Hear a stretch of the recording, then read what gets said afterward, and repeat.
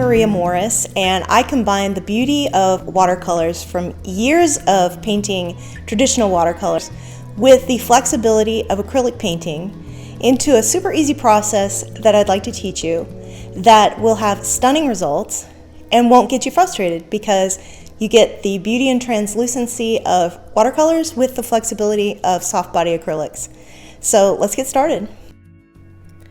The posterized photo reference can be downloaded from my Patreon. I'll be adding photos with each tutorial there, plus bonus tutorials and links to the supplies. Step 1 of my process is to trace. I trace because it's easy and ensures accuracy, and it speeds up the process. But I only trace the big shapes, and then I add the detailed lines by eye because the lines are prettier when I draw than when I trace. Also, drawing helps me study the photo reference, and then when I paint it, it's easier. If you want to speed up the process by tracing, you can download an AR app called DaVinci Eye. It takes some time getting used to, but it's the easiest way to trace for small paintings. I used to use a digital projector hooked up to my iPhone for bigger paintings. That link is also in my supplies post on my Patreon. Step 2 is something called brusho. It's a crystallized pigment that acts like watercolors. The reason I like my first wash to be brusho is that the spray process starts me out with a loose texture and unexpected results. I'm careful not to use too many colors together or spray too much water. Start with one color to see if you like it. My favorites are lime green and sea green. Here are the supplies that I use: a 1-inch flat, 140 pound 100% cotton watercolor paper, brusho, watercolors like opera rose, a primary yellow, a vibrant blue like a turquoise, a deep red, and a bright violet. The acrylics I use are Liquitex soft body acrylics, titanium white, primary yellow, phthalo blue, and fluorescent pink. After your brusho has dried, step 3 is to paint with watercolors. I use tube colors, but pan colors work just as well. I use, like I said, opera pink, yellow, turquoise, deep red, and bright violet. If you can't find a bright violet, you can mix opera pink with a dioxazine purple. And I am following the photo reference to map out the shadows of the center of my flower, being sure to follow my pencil lines carefully. And I observe my photo reference carefully. I probably look at my photo more than the painting while I'm painting. I like how glazing the purple on the yellow creates other beautiful tones.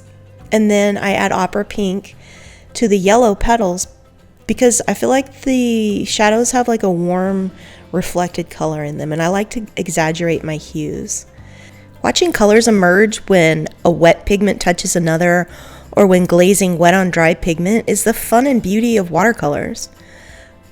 Sometimes I sprinkle my brusho on the paper, and sometimes I just sprinkle it in my palette and add water. I can use it straight like that or mix it with another watercolor. I'm interested in painting with a variety of greens even at this stage in the process. And I don't care that I have yellow in the sky because I'm going to cover it with an opaque sky blue later on. You might also be wondering why there are warm tones around the sunflower, like in the background. Well, I'm preparing for my greens. So since red is the opposite of green, I paint a warm base where my darkest greens will go. I let the paint dry so I can glaze my greens. This will create a darker, more neutral green in a beautiful way. I painted some of the big leaf sections with forest green, like a mixture of turquoise and brusho lime, or just yellow if you don't want to buy brusho. I don't paint the same color next to each other, but I allow spaces to add the rest of the leaf segments with a pure turquoise. Like I said, adding different analogous colors for your foliage will make it more interesting and natural looking. And my colors blend beautifully together because I've designed my own color wheel using the minimal amount of pigments. You don't need a watercolor to represent every color on the color wheel. You only need 5 or 6 colors to achieve every color, if you have the right colors and you know how to mix them. In fact, reds and oranges are more pure and vibrant when you mix them the way I teach, rather than buying a tube red or a tube orange. I explain this more, like I said, in my Patreon bonus materials. And that's also where I explain my color theory principles, but only ones that are practical to the way that we're painting, like analogous colors, the difference between opposites and complementary colors, plus some color mixing tips. I used to think all my paintings needed to serve a practical purpose, like a sale or fundraising, but now I know the process of painting serves the very important purposes of calming anxiety and giving me a sense of accomplishment.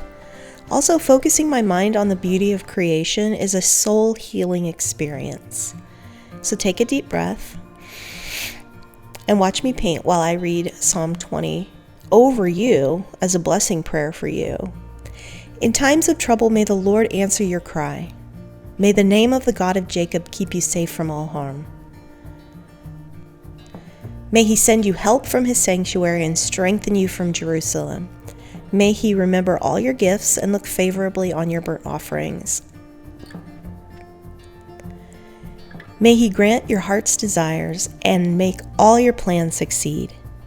May we shout for joy when we hear of your victory and raise a victory banner in the name of our God. May the Lord answer all your prayers. Psalm 21-5 from the NLT. Now, the watercolor stage here might look sloppy to you, but in art it's called loose, and loose is cool. No, I'm just kidding, but really I do go loose to tight. So I start off with that crazy brusho, and then I block in very pure pigments where they should be looking at the photo reference, but not overstroking. So you can just ruin the beauty of watercolors by too many brush strokes. So once I get the whole paper complete with beautiful pigments, then I'm ready for step 4, which is the acrylic stage. And the acrylic stage is where I punch out my darks and my lights. So I squeeze a little bit of white and just mix it with my watercolors that are already on my palette. But before that, I want to put down my darks. So I'm making a nice little purple using phthalo blue soft body acrylics from Liquitex mixed with a little bit of pink. And you can see there I'm following my reference for the darkest part of the sunflower face where that ring of dark seeds. And I am just using a 1-inch flat for everything. If you know how to bend and weave and use the different points and tips of your brush, then you don't need little tiny brushes or different sizes of brushes really for a small painting. Besides, little brushes will make you want to overstroke, which is my new word for the day. And too many brush strokes make you look like an amateur. It overmixes the colors so you lose the beauty of them. And so I always suggest that you choose a brush that's a little bit bigger than you're comfortable with. I could have painted this with a 2-inch flat easily, but I'll be nice and use a 1-inch. And I try to use the fewest amount of strokes as I can per shape. And this is sped up. I actually paint much slower than this. For example, if you're going to paint a little leaf, try to paint it in 1 stroke. This would be a good painting practice. Or 2 strokes. Be efficient with your brush strokes, and then your painting will look pure, vibrant, spontaneous, and more professional. If you have a hard time knowing what to paint, squint your eyes and look at the photo reference and just notice the big dark shapes and put the darkest darks down. Don't worry about the midtones.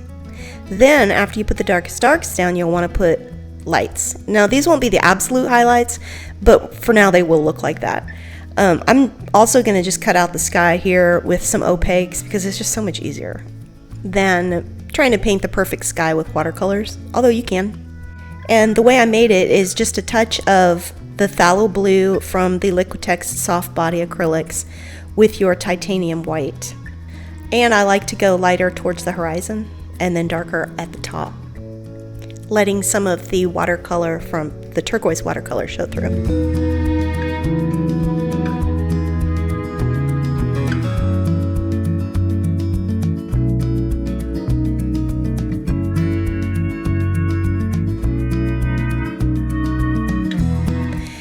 And then I mix a very light opaque white so I can define better some of these green leaf shapes, which I achieved with Liquitex soft body acrylics, white, primary yellow, and just a touch of phthalo blue.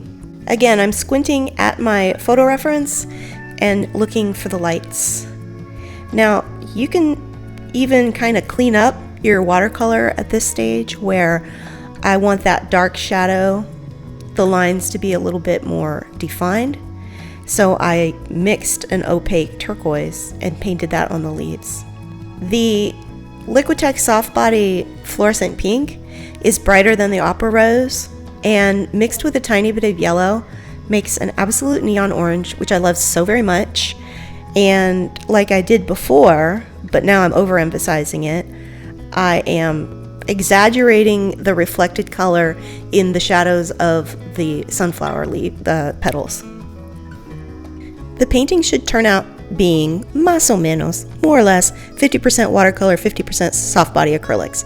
We need to know when to stop applying the acrylics so as not to cover up the translucent spontaneity of the watercolors. Remember that the purpose of the acrylics is to make your darks stronger and your lights more defined. So use a prudent amount of brush strokes when applying the acrylic layer. And since Pablo Picasso said to learn the rules like a pro so you can break them like an artist, I'm going to break a rule. Contradict what I taught a few minutes ago. The thing I said about not using small brushes, if you are a confident artist who doesn't overwork her paintings, try using a rigger brush with fluorescent pink to draw outlines on some of the warm tones at the very end of your painting process. Then use the rigger with phthalo blue and white to make zippy blue outlines into the foliage. It's really fun, and you can create like a cleaned up look when done in moderation. Whether or not you do the finishing touches, your painting is your painting and you should be proud of it. And if you are binge watching this video with no intent of painting, I challenge you to overcome your fear of failure or the belief that you don't have time and gather up your supplies and make something fun and colorful. It'll be therapy to your soul. Thanks for watching.